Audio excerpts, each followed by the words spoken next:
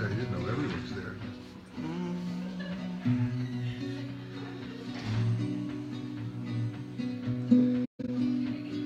So there's a dance and food. Always was.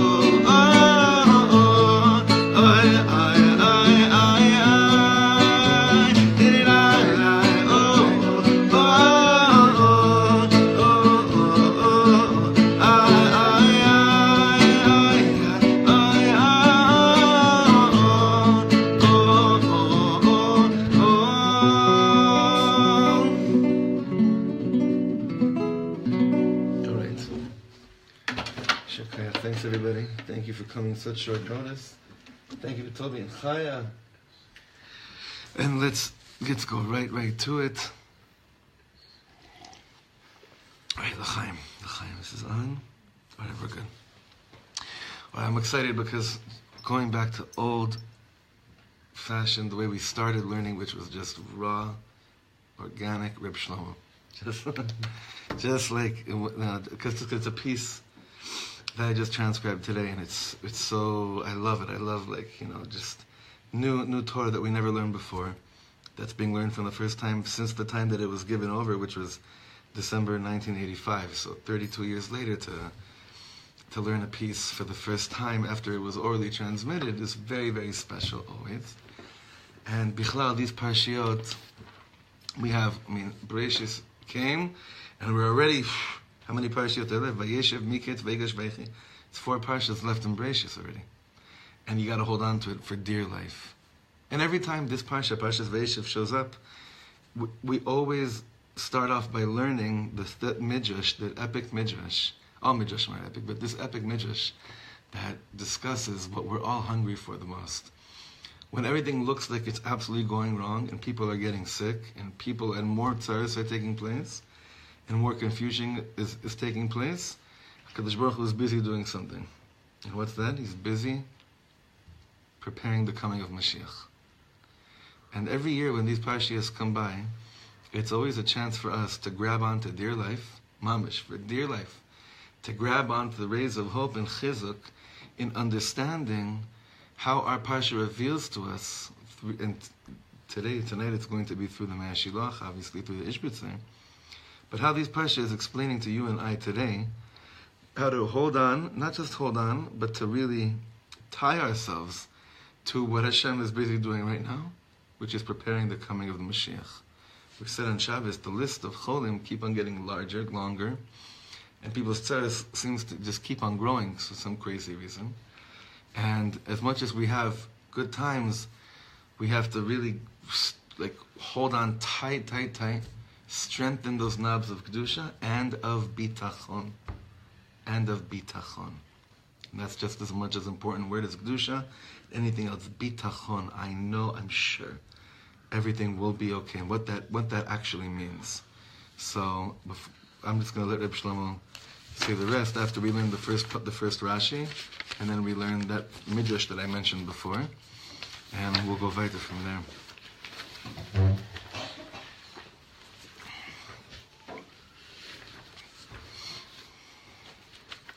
It's 2 pages.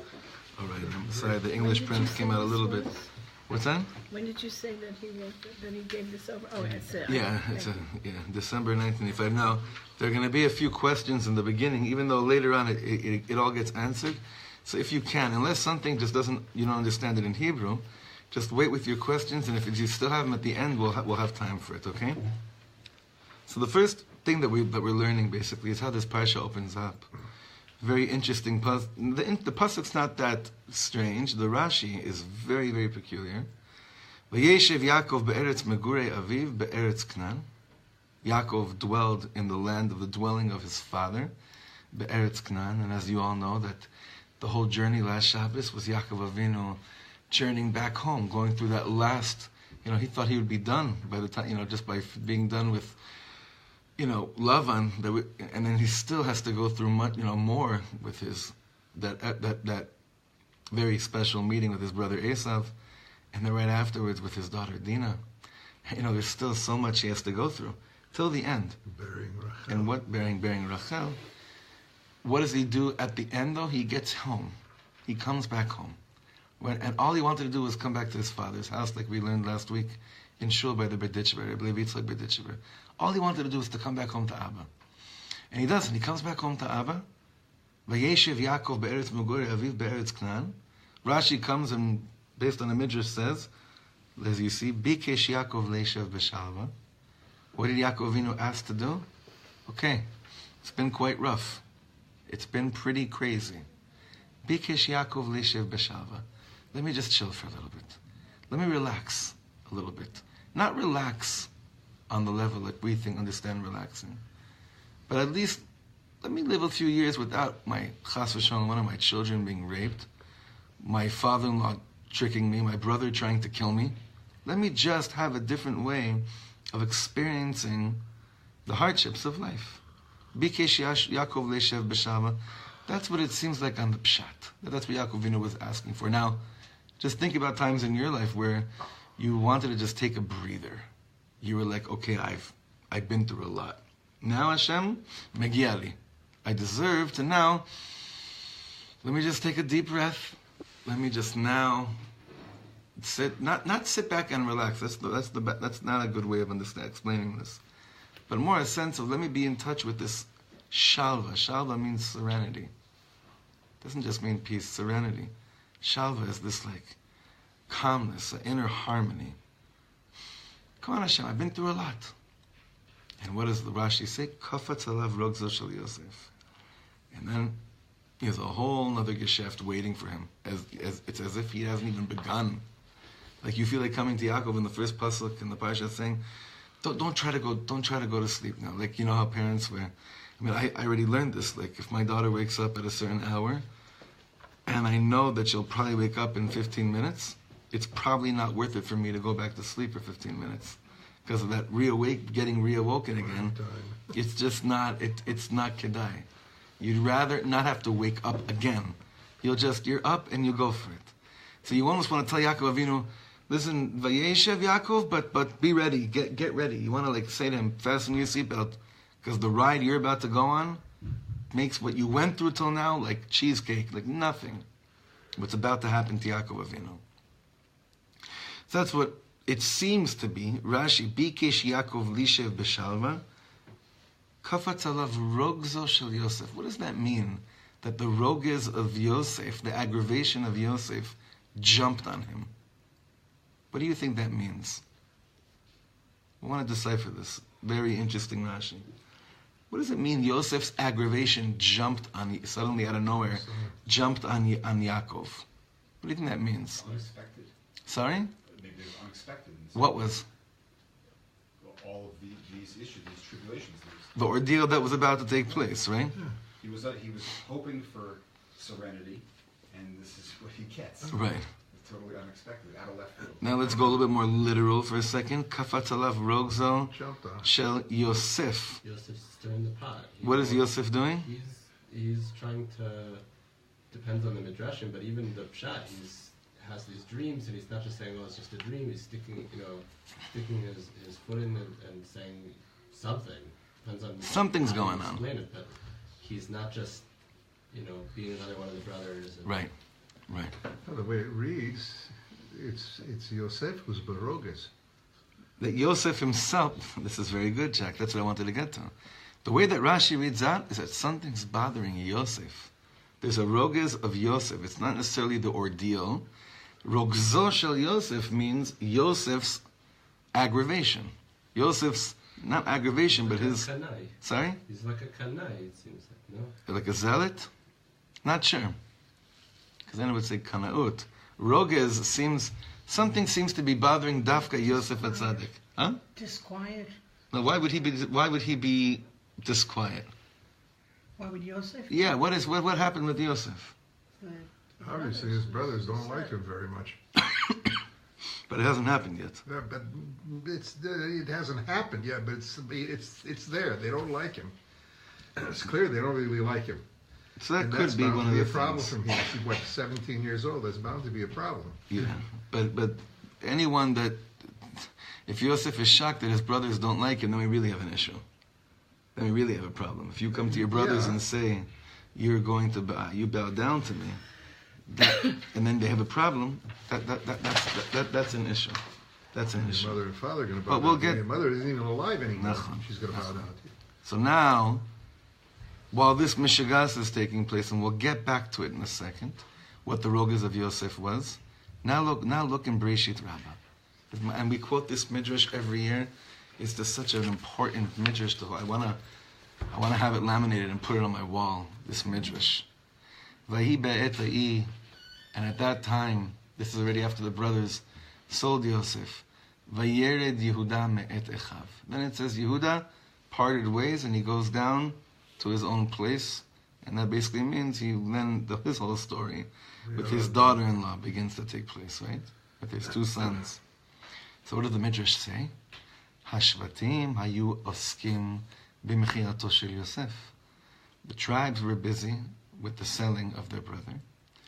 Yosef haya osek benivlo ube'asaro. Yosef was busy with the rotting that was taking place in jail.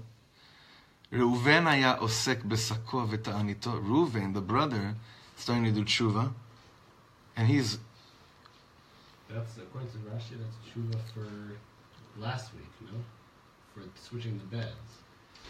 So he says according to this, the Taniso is why he wasn't present at the bar when they sold it.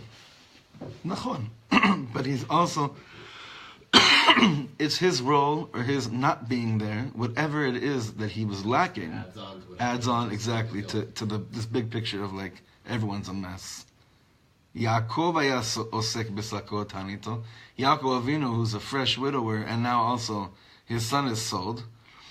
Yehuda osek likach lo isha. Yehuda is now busy finding a wife. HaKadosh Baruch Hu haya osek ubore oro shel Mashiach.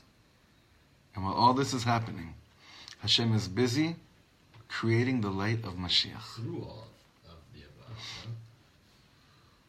Don't say anything yet. VaKadosh Baruch Hu haya osek ubore oro shel Mashiach.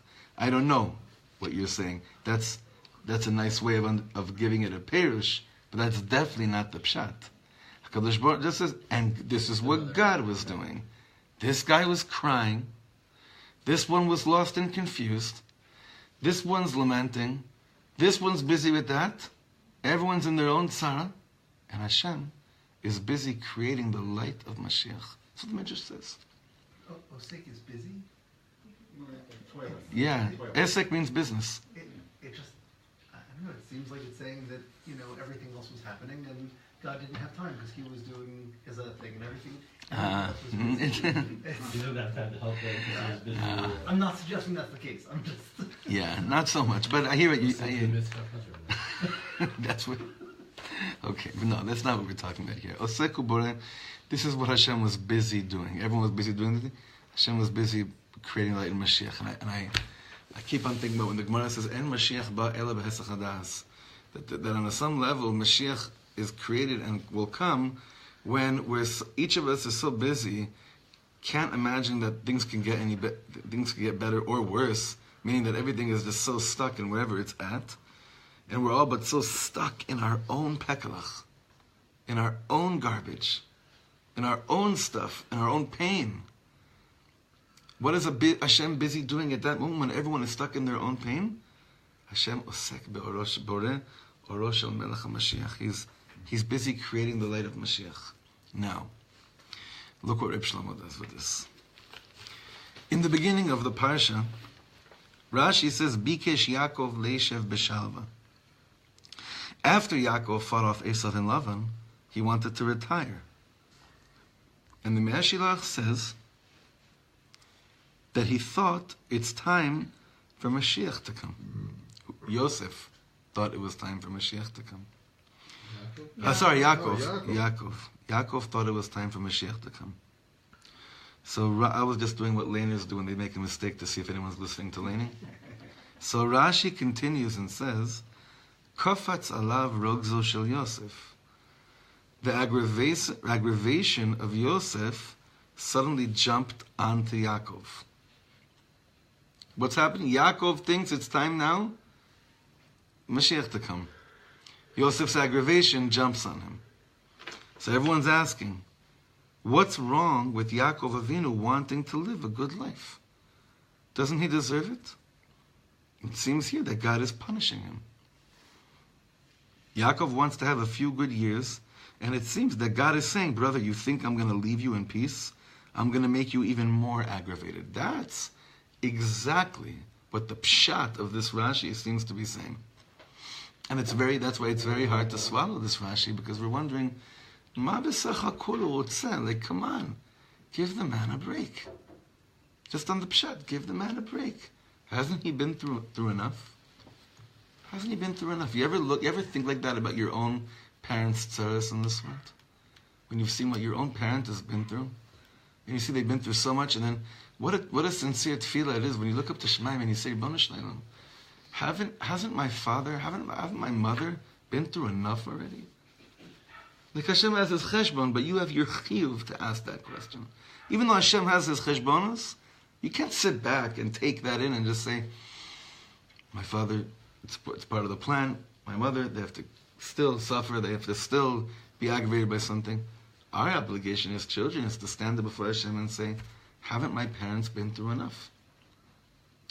I'll say same thing about our children. Like, you can never say it about yourself so much, But about others, this is a very strong tefillah. And when it comes to Yaakov Avinu, how could you not ask this question? What more? What more did this man have to go through? So everybody knows, next paragraph, what the Mashiach says. Bikesh Yaakov Vayeshev b'shalva kafatz alav rogzo shel Yosef. It's true. It is time to go into the next stage of life. But before Mashiach comes, you have to appoint which one of your children should be Mashiach. Is it through Yosef or through Yehuda? So this already changes the whole thing over here. Mashiach says it's true. Yaakov says it's time now for Mashiach to come. We've been through enough. I have the Shvatim, right? So Yaakov Avinu knew prophetically he'd have to bring these Shvatim into the world. He did bring them into the world. So he might have thought, I did it. Yosef, the tzaddik, he's looking at his Abba and saying, you think you're done now? What's the roges of Yosef? What is he, based on this, what is Yosef really telling his father Yaakov? It's not the one according to him, it's not the one you think it's supposed to be. Oh no, not yet. Not yet, but you're right. Meaning, you're right, it's not even in the... Mashiach, but you have it all wrong. Or you haven't even done it yet. Not that you have it all wrong, you haven't even... You can't just sit back. You can't sit back now. That's the rogas of Yosef. Now, this changes the whole thing. This is what was bothering Yosef. He's saying, Abba, you're the tzaddik. I would love for you to sit back and rest. But the whole world is basically, the next stage in life will be based on you deciphering this whole very complicated scenario of through who will be the Geula. Now, it doesn't seem necessarily that Yosef is telling him, you're going to get it wrong. It's me. It's not my brother. It's not anybody else. It's just that Yosef wants Mashiach to come to the world. Yosef needs Mashiach. Remember, he's an orphan too. His mother just died. He really needs Mashiach. But do you ever get a sense, also going back to us putting ourselves in this picture with our parents, that as much as you wanted your parents to reach a stage in life, peace, calmness, but if you knew that they could really bring huge amount of shalom in the world, much more than whatever existed right now, would you let them rest? You would help them do whatever you could do. But if you knew that something monumental was dependent on them, and in this case we're talking about Mashiach coming into the world, right? Would you let your parent rest? Or would you push your parent to whatever extent you could to go that final step, to go that extra step, which is not just extra, it's a crucial step for the sake of all of us. This is what Yosef is saying. According to the Mashiach, this is what Yosef is saying. He's saying, Abba, I agree with you. It is time for shalva. It's time for serenity in the whole world. It is time. We've entered that next stage in the world. It's true. You beat off these two huge klippas, Lavan and Esav. Huge. Those are two forces of evil that have done so much destruction in the world. And Abba Yaakov, you were able to fight to conquer them. To the extent that he was able to win. But that just means that now you could really it's up to you to now seal the deal. Mashiach saying that the aggravation is Yosef's aggravation that Yaakov hasn't appointed somebody yet? Well, or that he hasn't brought Mashiach yet. Well, he hasn't yet. We haven't yet. I'm going to flip it just a little bit to the guys who always ask for the sources of that. What's Yosef been doing that Mashiach was reading that says? He's kafat alav rogzo shel Yosef. He's just saying that.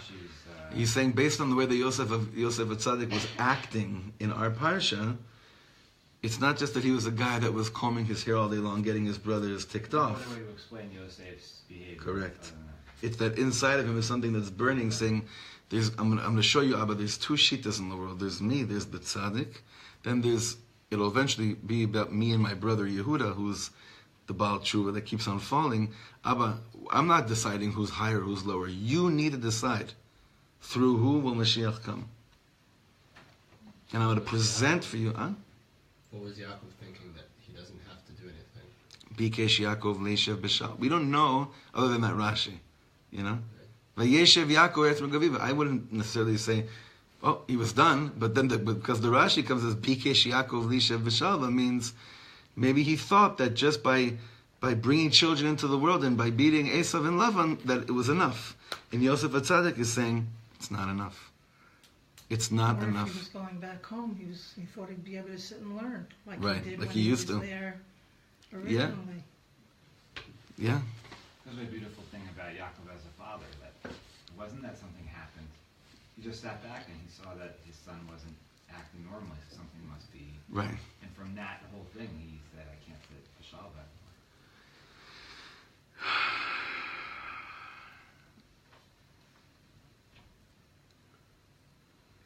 Yeah, I'm just getting so sad over parents that do sit b'shalva when they shouldn't be sitting b'shalva. Kids are doing something. Yeah. What about the ones whose kids aren't? Yeah. I don't think Yaakov was. I think Yaakov was. Kafat Rabbi Yosef was afterwards when he was sold. It's Aviv Shamar at the Davar when he didn't really kind of pshat too much. By the pshat, we don't know. Seems that, yeah. But ma mechakeh lo. What's waiting for him, right? It's true. What does Yaakov Avinu do from now until the rest of until they come back, until he sends them to Egypt? What is Yaakov Avinu busy doing? Even then, he's so it takes. He's so inside. Yeah, he's so in his pain. He's so in his misery. He's so broken. He's absolutely so broken. Wow. Okay. Now look at this third paragraph.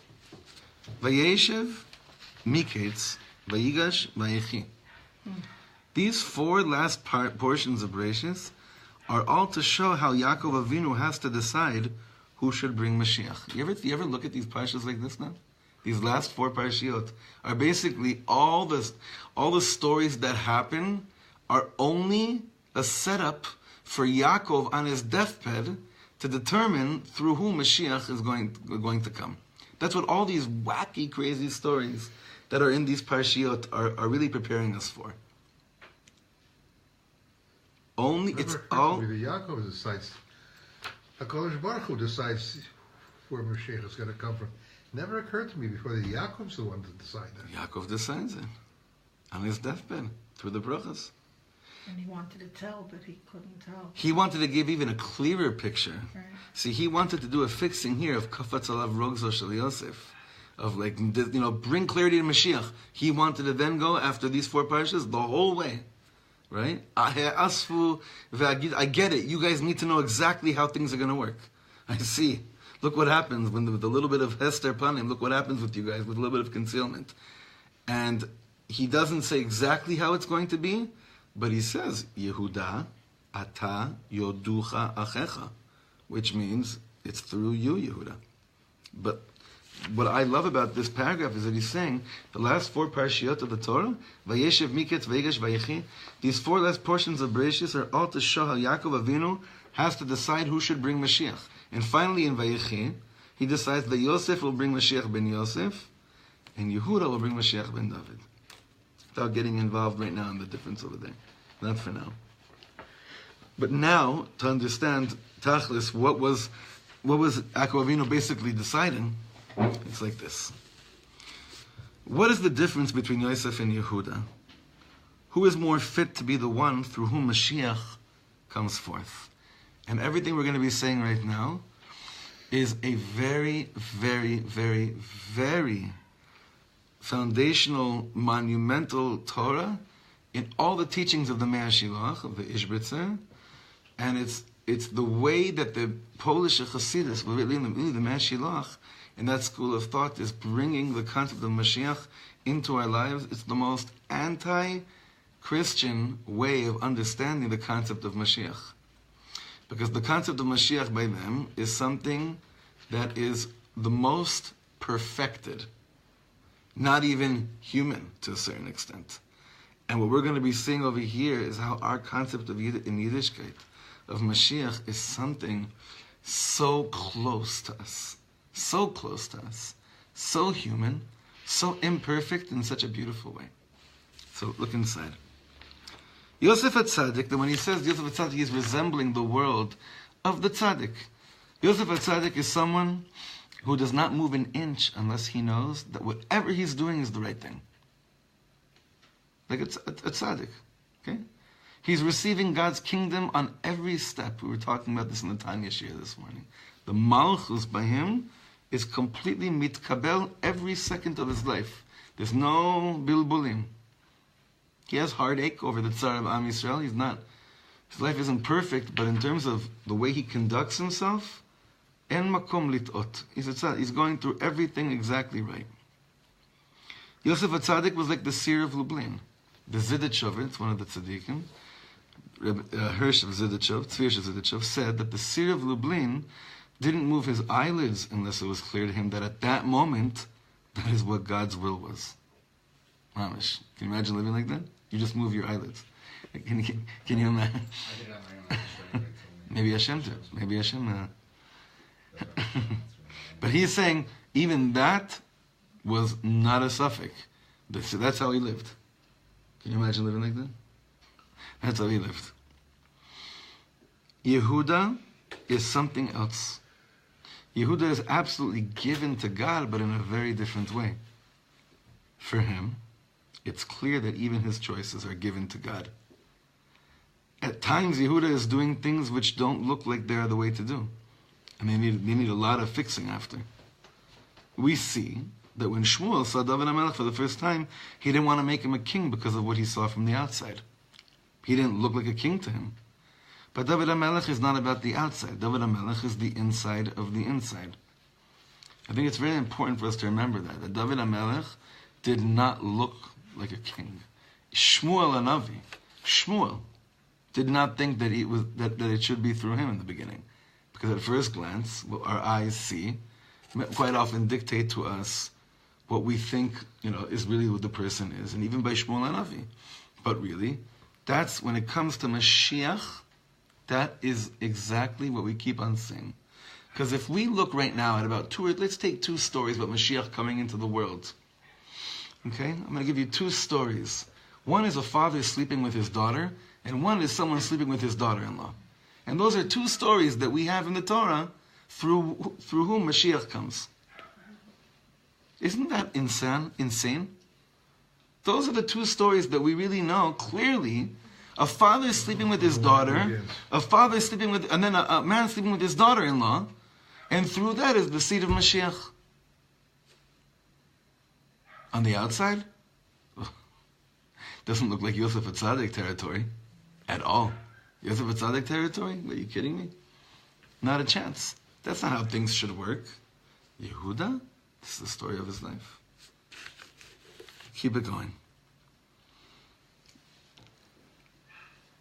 We see that when Shmuel saw David HaMelech for the first time, he didn't want to make him a king because of what he saw from the outside. He didn't look like a king to him, but David HaMelech is not about the outside. David HaMelech is the inside of the inside.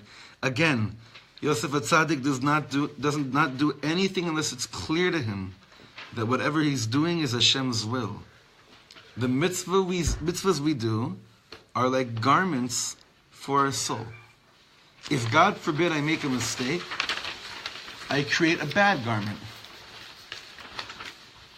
Yosef HaTzadik is the master of garments, right? When Yaakov Avinu gives Yosef HaTzadik a ktonet pasim, do you know what he was alluding to? Garments are outside. And Yosef, the outside of you, is 100% holy. Now from the outside, David HaMelech looks off. But inside he looks so beautiful because he's being driven by something else. He knows that God won't let him down. This is what Yehuda knows. Now, does Yosef HaTzadik know that God won't let him down? He doesn't have to deal with that. He's a tzaddik. He doesn't have to wonder. It's clear to him. Yehuda could have every reason in the world to think that due to him being such a sinner man, or going off whatever derech we would like to call it, maybe he could have stopped many times and say, who am I kidding? Chatasi l'Hashem, I'm done. And yet somehow Yehuda has this bitachon, this dveikus that's inside, beyond the letter of the law, that says, I just know that Hashem will always be there for me the second that I open my heart and start doing tshuva. I don't doubt. He mamash does not doubt the power of tshuva for 1 second. He is the Baal Tshuva. You know, I have a friend like this that I asked him a few years ago. We were sitting at a cafe in Yerushalayim, and I said to him, "Tell me something in your life that you have no suffix about, none. That just something that you're absolutely clear about, no matter what." You okay? Pipes? Yeah, I just sucked it down the wrong pipe. Pipes. Okay. I'll be alright. Falcon. This person that I sat with said to me, what I know without a doubt, and it's something that's very weird, he said to me, he always knew that no matter how many situations he'd find himself that he's probably not being 100%, that Hashem always loves him and is going to take care of him no matter what. And I was so jealous when he said that. That's what he said. He said, that's the one thing, he said, I can't explain it to you, but since I'm little, even before I did tshuva, he said, I know inside that no matter what I end up doing or don't end up doing, Mamash Yehuda is such bitachon. I just know, I think that Hashem still loves me all the time. Wow. So beautiful. So rare to hear someone talk like this. But that's what was clear to him, no matter what. No matter what. This is what's crystal clear to him. Look what he's going to bring a better example. Imagine I see someone walking down a very steep hill. They can fall any second. And I want to stop them. But they say to me, it's okay. My father is standing right next to me. That's really what Yehuda was always feeling his whole life. Yosef doesn't walk down a steep hill in the first place because he may fall. You know those guys? You know those guys that they won't put themselves into any suffix? I don't know many of them, you know. Maybe a few, but those weren't the guys I usually hung out with, you know, the ones that, I'm going to stay away from every danger, every suffix, right? He's like, I'm not even going to go there because there's a possibility you can fall. Yosef Atzad doesn't even put himself in those situations. It's not shaykh to him.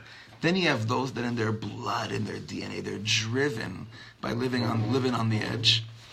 But the way Yehuda lives on the edge is just this. The way Yehuda lives on the edge is something that it's very, very, very deep. It's very hard to see because what you see in front of you is someone that probably doesn't care.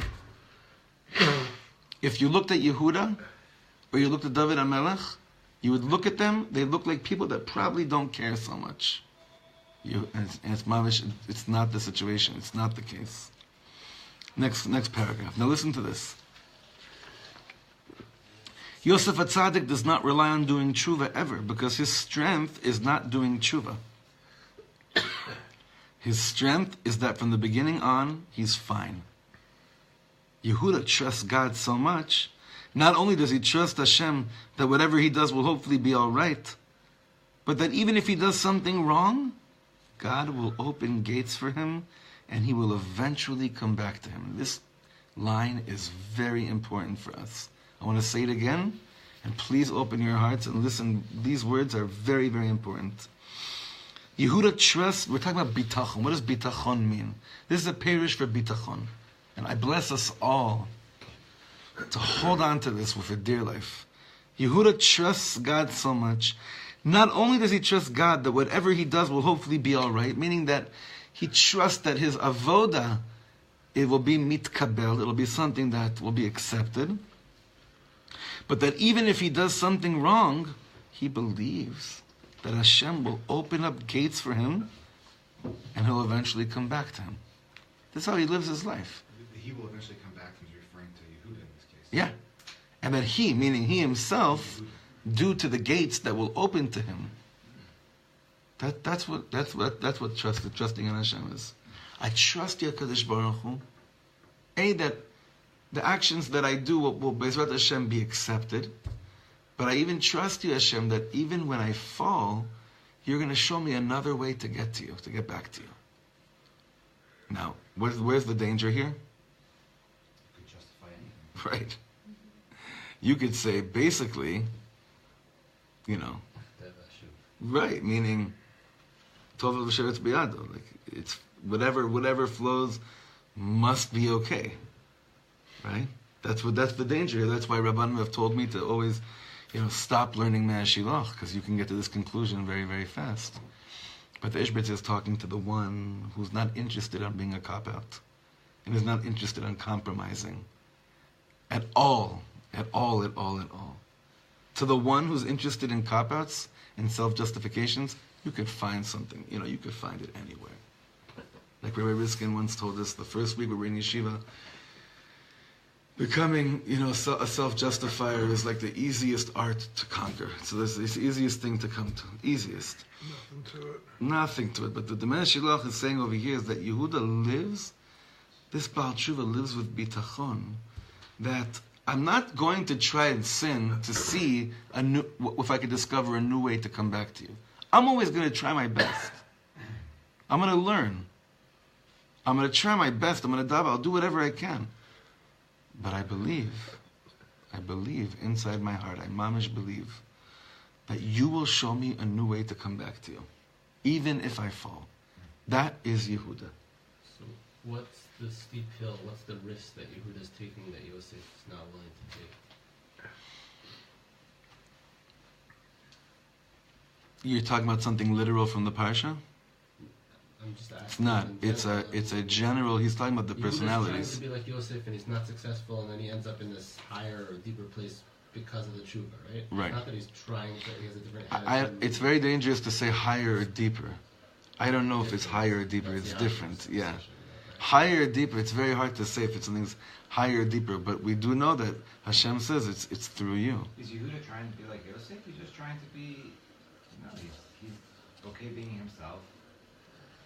He knows that wherever he goes, Hashem will be there to help him. That's not So is he trying to be like him? That's my question. You have this mashal of the hill, so it seems like Yehuda's a little more reckless. He's not, I don't think, going towards the whole cop-out saying I can do whatever I want. Right. So I don't know if it's reckless. I think it's more just willing to live on the edge, whatever that means. Or to trust himself, and trust himself to. Right, but Yosef trusts live himself life. too. But Yosef said, I'm not going there. I'm in the because Daled I'm Amos, gonna yeah. be too tempted. Right.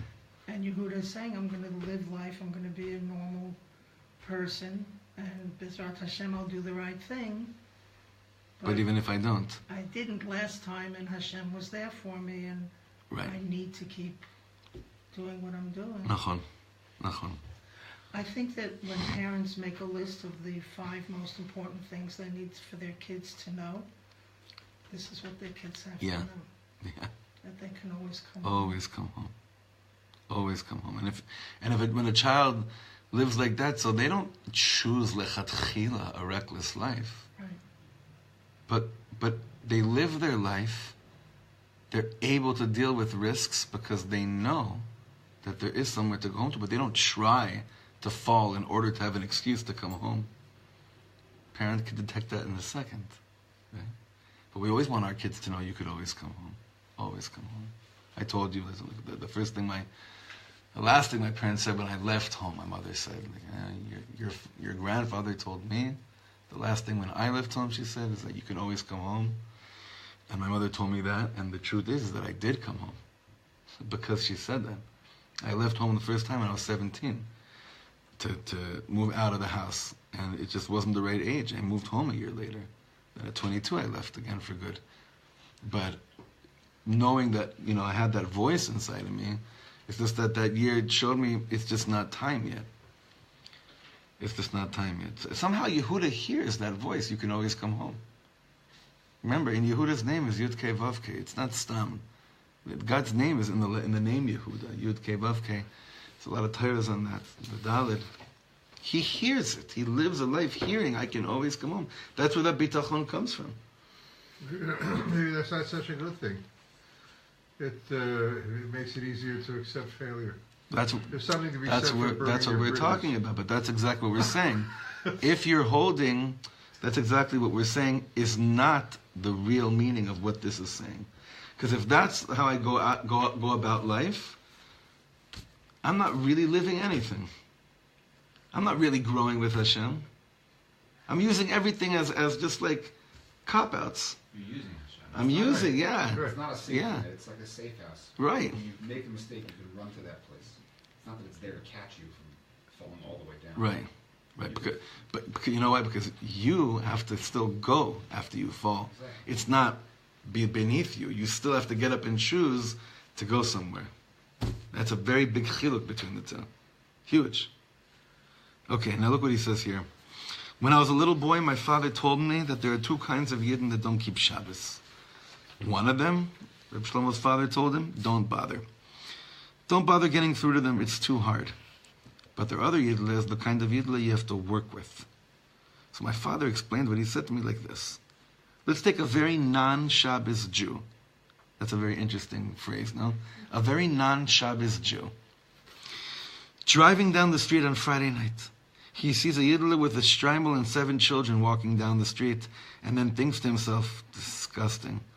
I wish I could drive over them and knock them off. I'm ashamed to be a Jew when I see people like this. Right? There are, unfortunately, a few Yiddelach that still maybe feel like this a little bit, right? More than a few. I'm trying to be a Kav Schus Yid tonight, Jack. They may not be hopeless, but don't waste your time with them.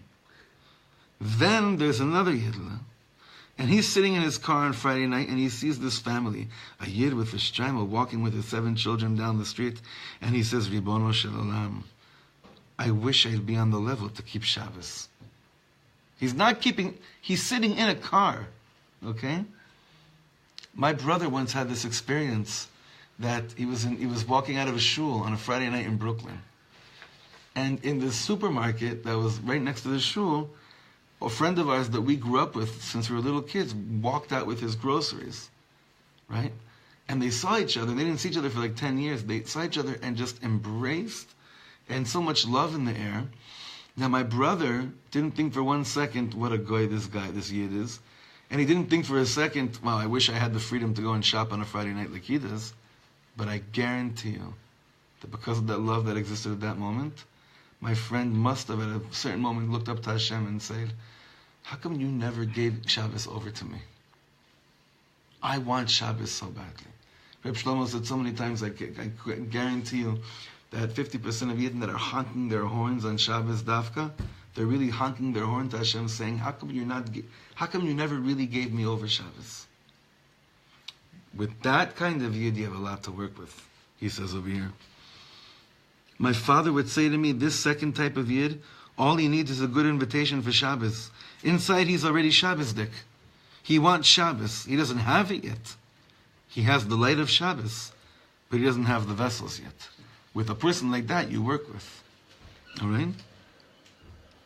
Now, by the way, who's Yehuda really is the second type of Yid.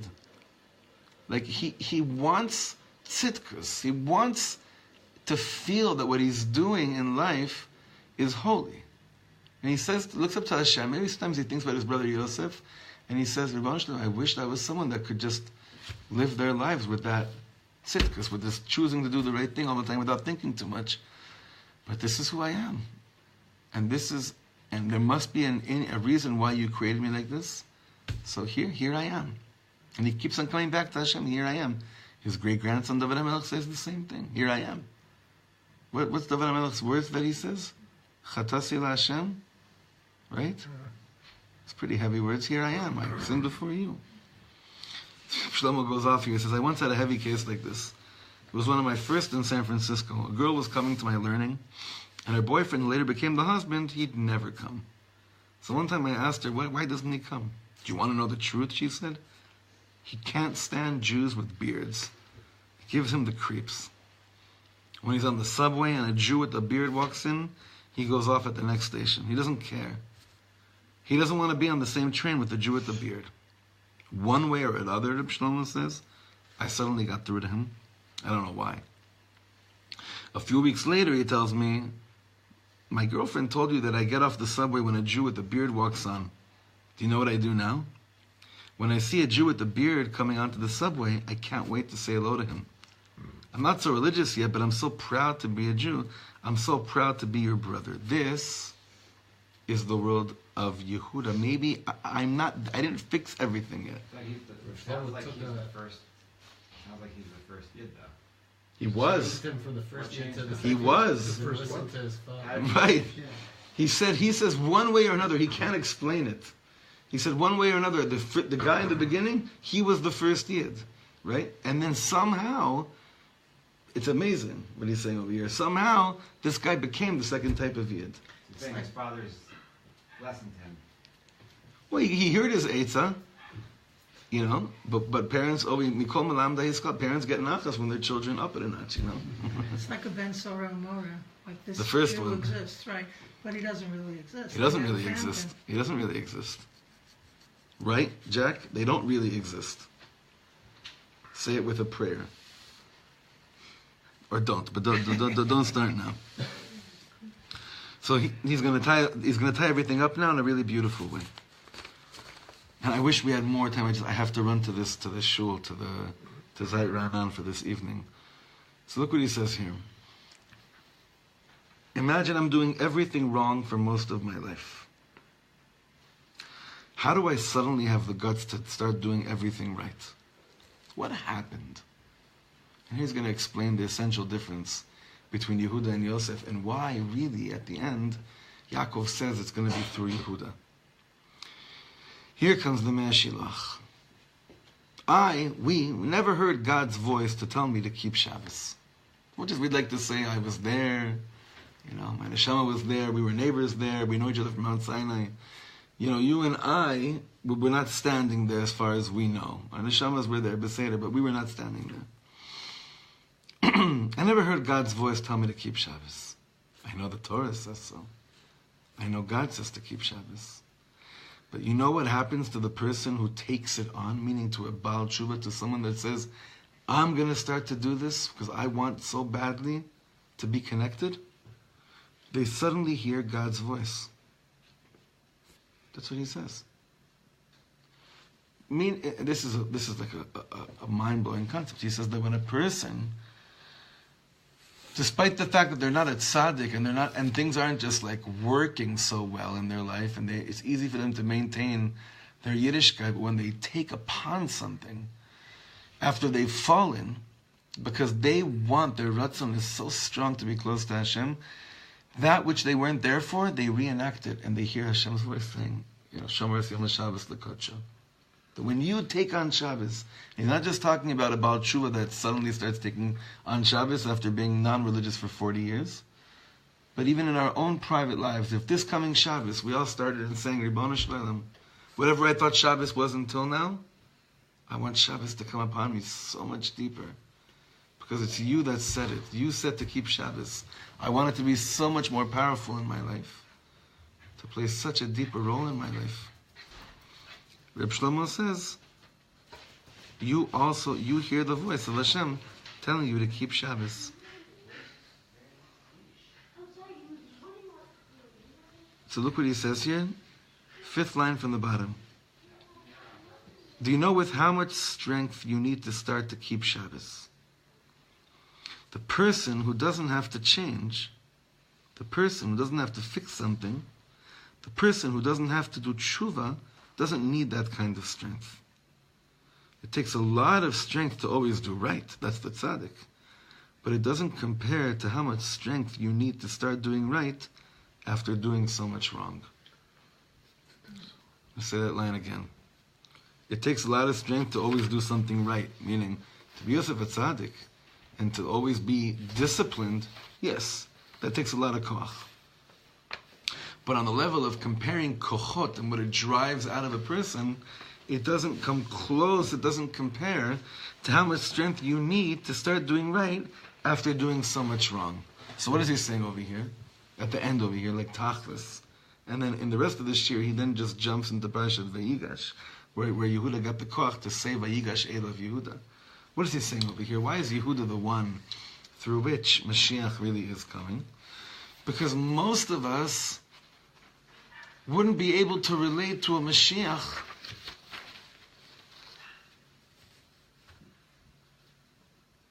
on the level of kochos of Yosef. Right? Most of us can't really relate on a personal level to the tzaddikim that never had to struggle with the things that we struggle with. That didn't grow up in the worlds that we grew up with. Right? I think one of the reasons my Rebbe, Rav Weinberger, now is exploding on the seams. Where's it coming from? It's not because he knows how to throw in a Yankees comment here and there, which he does in Shiurim. That anyone can do that if they just want to know, okay, what's the latest? So I'll throw out a Yankees comment to get people's attention. It's because people know and understand. They know that he came from the world that we all come from. He didn't come from a secluded world where none of the Sionos that we have weren't from. He was from that world. Mashiach, the power of Mashiach, has to be able to reach even those that felt that by them there's no chance of them regrouping themselves and coming together again. It has to be through someone like Yehuda and David HaMelech, who shows you, look at not only where I am now, I want you to know where I once was. Now when Yosef HaTzadik says to you, I want you to know where I once was, you're not that impressed, or you can't really relate to that place. He says, do you know where I once was? Yosef HaTzadik says, when I was younger, I was learning 48 hours a day. Now I'm only learning 36. That's maybe where Yosef HaTzadik can say, where things went wrong in his life, the concept of the tzaddik. But Yehuda is someone that's looking at you and saying, don't just look at me where I am right now. When I was younger and you'd look at me, you'd never believe in a million years that I would care about a sefer. You'd never believe by looking at me that I'd be someone that would want to know more about Hashem. And through that type of koach, but Reb Shlomo says, do you know how much koach he must have taken the Baal Tshuva to regroup himself? That amount of koach? Mashiach has to be the most powerful force. And to become a Baal Tshuva and start doing right after doing wrong takes more koach than just being disciplined your whole life. You might be holier by being disciplined your whole life. You might be. You might be on a holiness level, more V's and checks next to your Yiddishkeit checklist. Probably are. But you don't grow the muscles that a Baal Tshuva has to grow. The strength that it takes a ger, a Baal Tshuva, different kochos. Again, on the level of holy, not holy, maybe the tzaddik is holier. But on the level of reaching Yidden, you need strength to reach that many Jews. You get more strength by the change that you needed to make from being someone that keeps on falling and then choosing to be someone that still takes things on. In a nutshell, this is one of the conclusions, one of the ways of understanding how Yaakov Avinu came to the conclusion. Because now, for 4 parshas, Yaakov is observing. From close and from far. He's seeing every single action of his sons. He knows it's one of the two, Yosef or Yehuda. He's looking at every single thing that's going on. He could look at Yosef and say, well, look at him. Gets thrown into jail? Nothing happens. He keeps his Yiddishkeit. Has a beautiful woman, throw herself onto him, and he still stays safe. You would think that must be the candidate for Mashiach. He forgave his brothers. Even that definitely should have been one, right? Absolutely. And yet he chooses the one that fell, got up, falls, guarantees, doesn't stand in his word, but he always gets back up. Why? Because on the level of koach, of strength, no one comes close to Yehuda. Is the real gaze of Yosef that he feels that Yaakov is pointing to him and he's saying, I'm not your one, I'm not the guy? He's saying, I can't relate to these people. No, because the tzaddik doesn't have that ego. Listen, there's no ego, exactly. His ego, he's saying... Right. He wasn't saying it either, right? He wasn't saying anything. He's saying, Rogas is, you need to decide. Rogas is agitation, it's not Right. anger. Right. It's not like I mean, Rogas, with you need to decide. So then the response to the first Rashi is the next 4 parshas. So rogue is shell. It's not may. It's not from. It's Yosef. Of. It's right. How are the next 4 It's a parshas passive. are the... I'm reading it as a passive thing. Could be. Yaakov being the kabul, whatever is going on that he's seeing. Right. Yosef's doing, not that Yosef's doing something to him. Right, but you see the Baal Tshuva, it's funny. The tzaddik, let's just say like this, Rogzo shel Yosef, Who wants Mashiach to come? In the beginning of our parsha? Yosef. Who needs Mashiach to come by Parshas Vayechi? Yehuda. This all changes Aviv Shamarat Davar. That if he was, maybe you could say that from the beginning he said, okay, Yosef, you're right, I can't say B'Shalva, but I don't know yet how to make a decision. I need to watch how this plays out. I need to watch how this plays out. So Wow, that's so deep. He was just saying, he's saying, you're right. He's saying, Yosef, you're right. Abba needs to be mamish, take it to the next step. It's true, Mashiach, listen to that. But now let me observe. So that's why these parshiyot are. Every Shabbos, especially the end of Miketz, which ends so abruptly, you don't know what's going on. Very painful parsha. It's very crazy parsha the way it ends. But all these four parshiyot are Hashem osek ubore oro shel Mashiach. That Hashem is busy right now creating the light of the Mashiach. So Hashem is busy with us right now creating the light of the Mashiach as well. And alavai, we should attach ourselves to the ruach of Mashiach. The spirit of Mashiach is bitachon, not cop-out bitachon, that I could do anything and it'll just work. That's not what we're speaking about.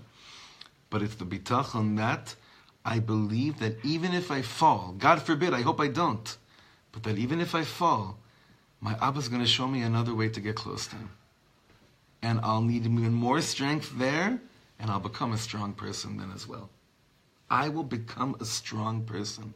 That is the midah of bitachon. That's the ruach of Mashiach, and that's the ruach that will eventually, that's the spirit that will reach every single yid. Which kind of makes the whole story of why Rebbe Nachman has become like the biggest Rebbe these days that much more hard to understand. Because who does Rebbe Nachman remind you more of, Yosef or Yehuda? Yosef. Yosef. He's speaking He is to not a Yehuda. Right. Yehudas.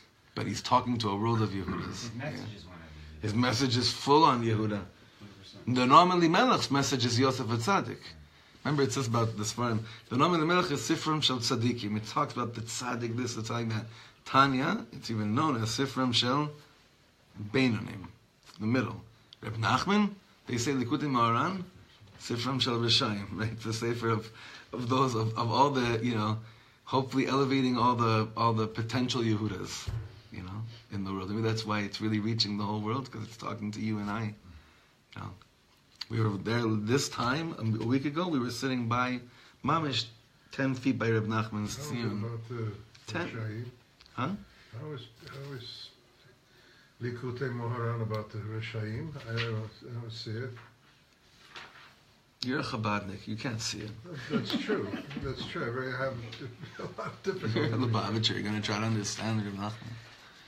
Reb Nachman's preaching, Reb Nachman's talking to the Yid that's embarrassed to show his face in the morning after a bad night. Reb Nachman's speaking about the Jew that has to pull him. I'm going to pull you from your pace out of Gehenna. What are you talking about? Reb Nachman's talking to the Rishayim his whole life.